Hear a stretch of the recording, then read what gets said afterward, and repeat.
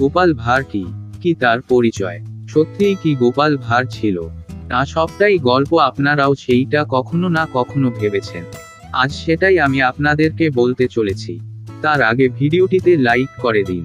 আর যদি আপনি আমাদের চ্যানেলে নতুন হয়ে থাকেন তাহলে আমাদের চ্যানেলটি সাবস্ক্রাইব করে দিতে ভুলবেন না। গোপাল ভাঁড় ছিলেন মধ্যযুগীয় বাংলার একজন বিখ্যাত রম্য গল্পকার, যিনি রাজা কৃষ্ণচন্দ্রের রাজসভায় ভাঁড় হিসেবে কাজ করতেন। তিনি তার বুদ্ধি এবং রসবোধের জন্য পরিচিত ছিলেন। গোপাল ভাঁড় ছিলেন নদিয়া জেলার একজন বিখ্যাত ব্যক্তি।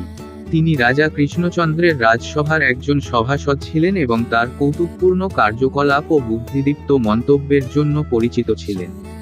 গোপাল ভাঁড়ের গল্পগুলি আজও বাঙালি সমাজে জনপ্রিয় এবং বিভিন্ন মাধ্যমে উপস্থাপিত হয়ে আসছে।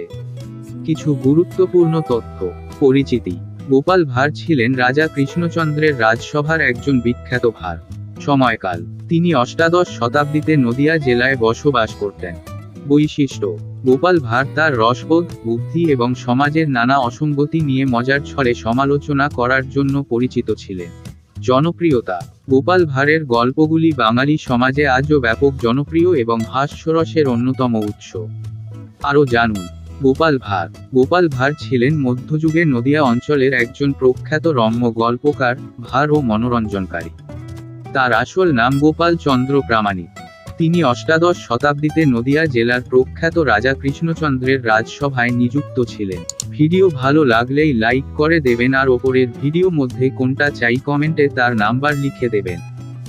যেই নাম্বার বেশি হবে সেই ভিডিও আসবে আপনাদের জন্য, তাই তাড়াতাড়ি কমেন্ট করুন।